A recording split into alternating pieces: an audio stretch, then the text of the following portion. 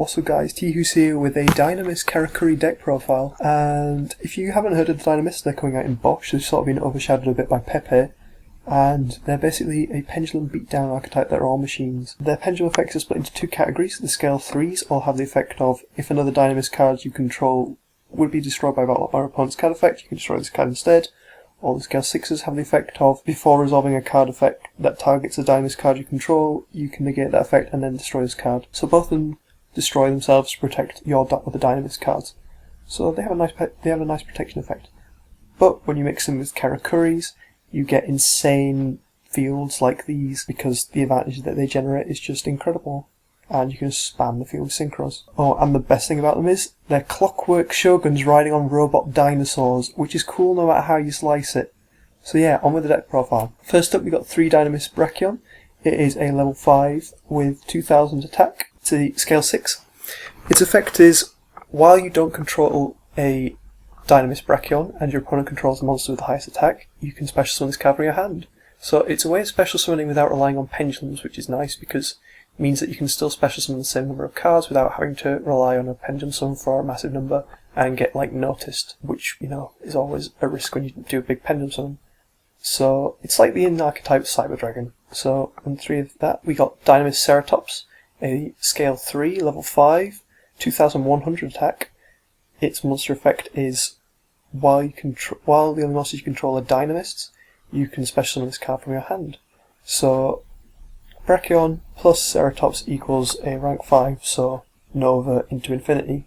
So being able to go into infinity without having to pendulum summon is really good, especially with Nat Beast and Anti-Spell Fragrance running around. You can't always pendulum summon, so you can just still go into a big boss monster without having to go into pendulums, which is really good. Next up we got 3 Dinomist Plesion.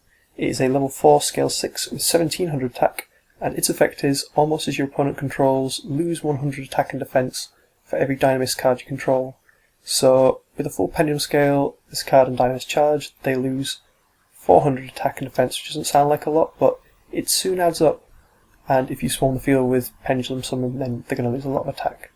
So, 3 of that. Next up we got Dinomist Terran. Terran is a scale 3, 1800 attack, level 4. Its effect is, if this card destroys your opponent's monster by battle, you can add 1 Dinomist card from your deck to your hand. So, use it in conjunction with Plesion, lower their attack, beat over something, get a search for any Dinomist cards, so any of the spells, traps, spells, and monsters.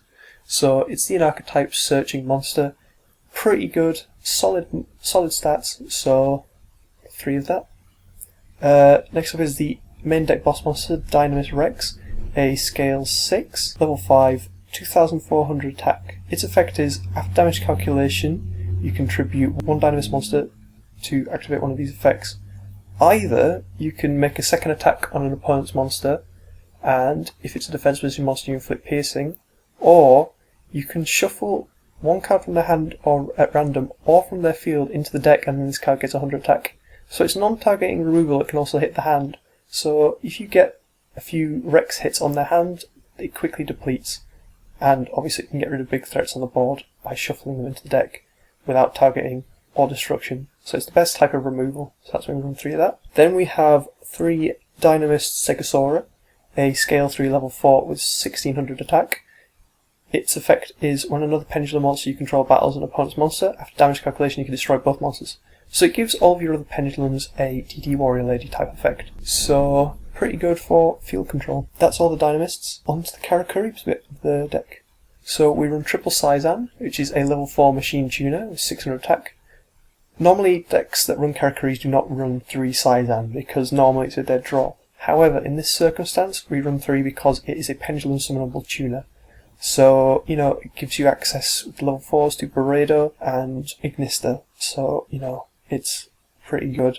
And the fact that it's pendulum summon means you can leave your normal summon for something else if you need to. So that's why I run through that. Then we run 2 Nishipachi. It has 500 attack and 1600 defense. Its effect is, when this card is summoned, you can target 1 monster in the field and change the battle position. If this card is targeted for attack, change it to defense position. And this time was attack if able. It sounds like a weak effect, but Nishipachi's effect is actually pretty good. I mean, if you think about it, things like Ignista have 0 defense. So if you have an opponent has an Ignista and you have no outs, you can just oh, Nishipachi, change the defense, beat over it. Lol. But the main reason I run it is because it gives access to level 7 synchros, which is nice, and level 8s with the level 5 Dinomists.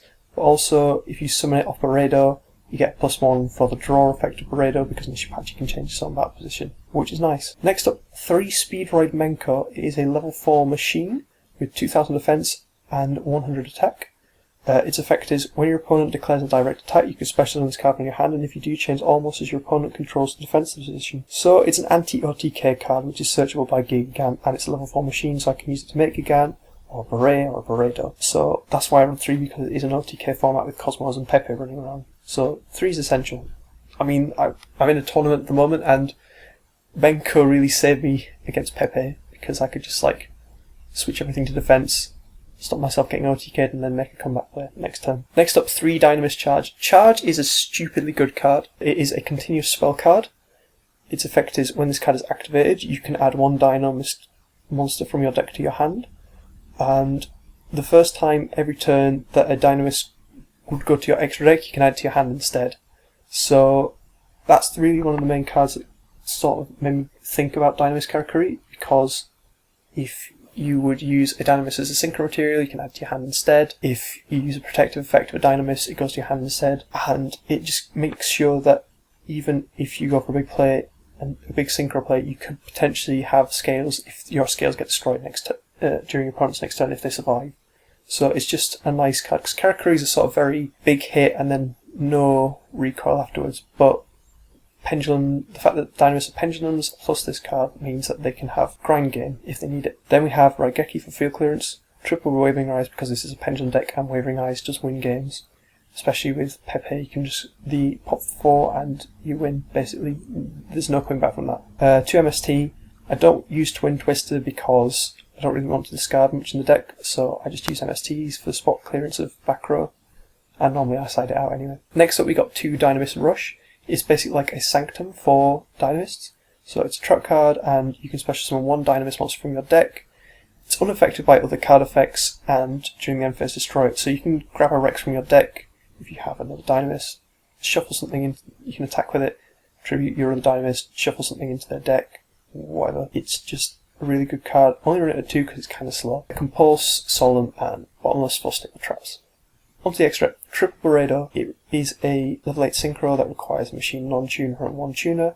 It has 2800 attack, and its effect is, when this card is synchro summoned, you can special summon 1 Karakuri monster from your deck. When the battle position of a Karakuri monster you control is changed and it stays face up, you get to draw a card. So, going to this, special summon Shipachi, and Shipachi changes itself to attack or defense, whatever, and you get to draw a card, so it's +2 when it's summoned, usually. So that's pretty nice, and you can just make OTKs with this. Same with Beret, really. You just spam non-tuners with your Pendulum Summon and spam tuners with the Synchros.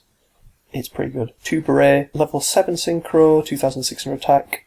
When this card is Synchro Summoned, special summon a Karakuri monster from your deck. Once per turn, you can target 1 monster on the field and change the battle position. So it's got a kind of decent effect. You normally use it for the Swarm effect. Same reason I run it Barredo, but I can make Barredo more easily, hence why I run 3 Barredo and only 2 Beret. Next up, we've got Ignista.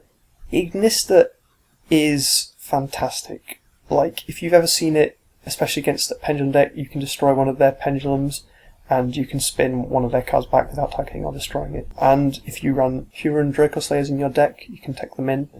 Then you can special summon 1 from the deck, and, you know, it's just stupid amounts of advantage. It's got 2850 attack to boot, so it's just like, okay, I'm just going to get rid of anything you control by destroying a pendulum on the field. Not even one I control, I can destroy one of yours as well. So, you know, pretty good. Next up, Clear Wound Synchro Dragon. When a level 5 or higher monster on the field activates this effect, you can negate it and destroy it. And if you do, it gains attack equal to the attack of the destroyed monster. Once per turn, if an effect targets a level 5 or higher monster you control, you can negate it and destroy it. So, I don't normally go into this. If I would, it would protect a field of big synchros I control. I can go into big synchro play and protect stuff I control. So that's kind of good. Next up, Odd Eyes Meteor Burst Dragon. Level 7 Synchro. When this card is special summoned, you can target 1 monster in a pendulum zone, special summon it. If you do, this card cannot attack this turn, and your opponent can't activate monster effects in the battle phase. Basically there to stop damage jugglers and stuff stopping OTKs. It's just there to ensure if you can OTK, you can do it, and it stops stuff in the battle phase, which is nice. So, a solid card there. Next up, Stardust Dragon. Level 8 Synchro, everyone knows what Stardust does.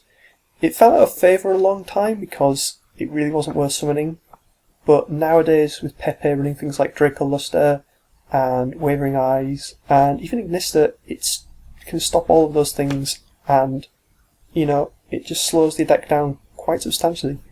So it's well worth a place, and with Twin Twister, it's just worth a place. Then we have Black Rose Moonlight Dragon. When this card is special summoned or on a level 5 or higher monster is special summoned to your opponent's side of the field, you can target one special summon monster your opponent controls, return to the hand. It's spot removal of big monsters, basically. Run one of that just in case I need to get over something big with a level 7. Then we got 2 Gigant. Gigant is just there for search power. I can search for a scale 3 or scale 6 depending on what I need. I can search for a tuner if I need it. I can search and recycle Menko. It's just good search power, recycling power.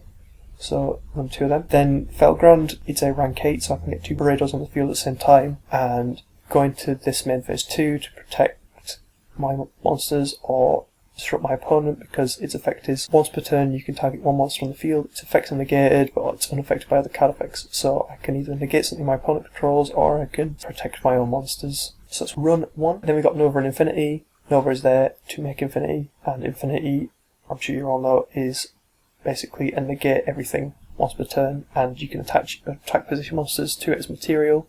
And yeah, it is. Sometimes when you get out, you win the duel. It's as simple as that. If your opponent can't get an out to it, then you win. So it's good for applying pressure to your opponent, and one of the reasons Dinomist is so good.